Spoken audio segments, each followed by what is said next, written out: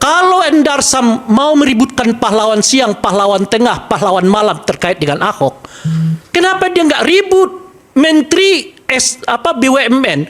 Kok ketemu dengan Jaksa Agung?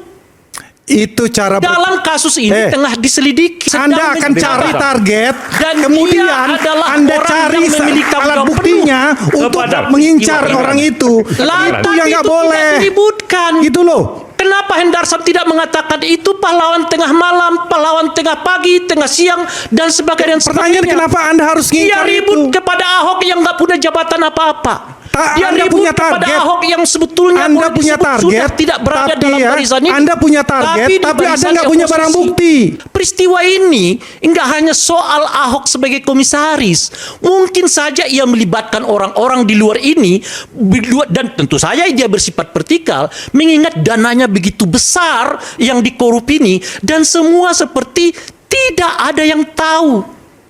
Bagaimana dana yang begitu besar hilang dari negara ini, satu pun tidak ada yang bertanggung jawab, seolah-olah semua tertimpa kepada komisaris. Bung Hotman mengatakan, siapa yang nggak bertanggung jawab?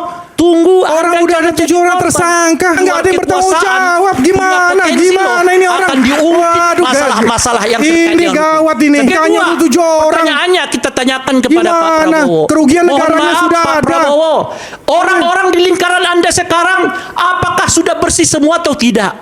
Mengapa dalam peristiwa hukum ini kelihatan yang selalu dikejar itu adalah orang-orang oposisi? Loh, kok ke arah situ? Itu pertanyaannya. Satu, saya jelasin ya. kita mau tanyakan, Pak Prabowo mau menuntaskan kasus pagar bambu, kok cuma kepala desa? Apakah Pak Prabowo mau menuntaskan dugaan terjadinya pelipatan harta kekayaan yang sudah dilaporkan ke KPK terkait dengan presiden yang sebelumnya? Jangan-jangan cuma ini soal kekuasaan, karena orang berada di luar diincar masalahnya, iya kan? tapi orang berada di dalam didiamkan masalahnya. Itu ini soal kebetulan Anda di luar dan Anda nggak punya pelindung, recokin lagi, ya udah pakai persoalan hukum. Ini persis seperti pola yang dilakukan oleh orang yang disebut Hendarsam tadi tuh, tidak pernah diapresiasi oleh Hendarsam, yaitu menggunakan persoalan hukum untuk menghabisi lawan-lawan politiknya. Oke, baik.